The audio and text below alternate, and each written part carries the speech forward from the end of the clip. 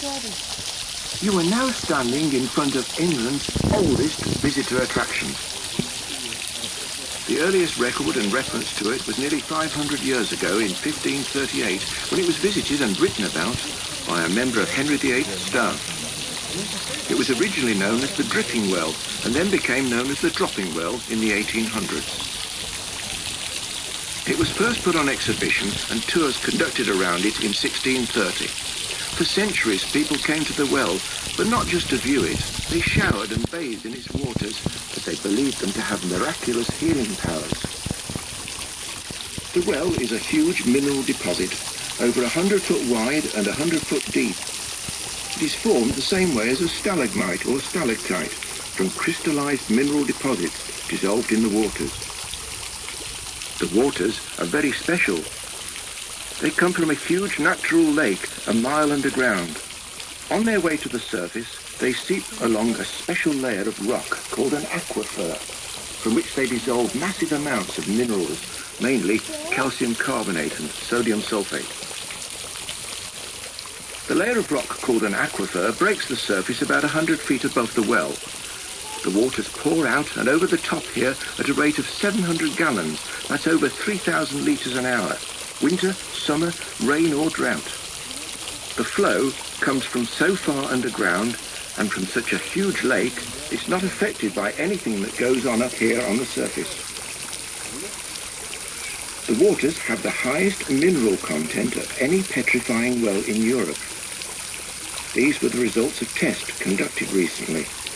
So this well is officially the oldest, the biggest, and the best. The well is made of two types of rock. The pale grey rock at the back is a porous rock called tufa, and makes up the majority of the well. Where the water flows down the front, it forms a more compact rock called travertine. In Victorian times, this was cut and polished to make orange jewellery. There are examples of both rocks on display in the museum. Another centuries-old tradition is to hang things under the magical waters to watch them turn to stone. In the old days, they used to hang wigs and dead animals. Now we use soft toys and our famous teddy bears, which are shipped all over the world. It only takes 3 months to turn a teddy bear completely solid. Compare that to the growth of a stalactite. The two lumps you can see sticking out halfway up the rock face are a gent's top hat on the left and a lady's Victorian bonnet on the right, recorded as being left here to petrify in 1853 and never collected. Many items have been donated for petrification by TV programs and celebrities. Emmerdale, Coronation Street and Blue Peter. We also have a hat belonging to John Wayne, a handbag belonging to Agatha Christie, and a shoe left by Queen Mary when she visited the park in 1923. It's on display in the museum.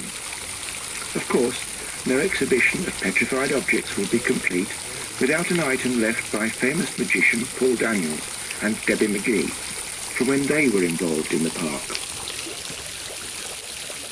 At the time when Mother Shipton was born, Knaresborough townsfolk thought the well that turned things into stone was magic and evil spirits lived there.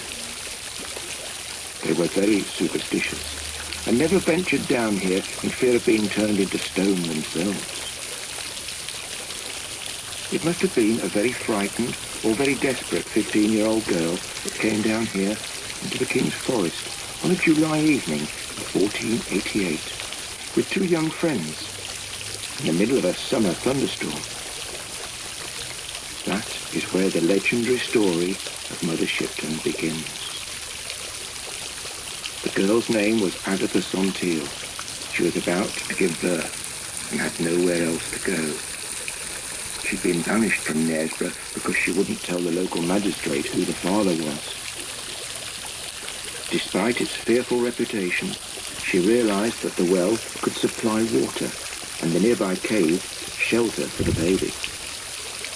She passed this very spot over 500 years ago and made her way into the cave to your right. Little did she know, in her plight, how famous or how important the baby she was carrying would become, or that she was about to make history.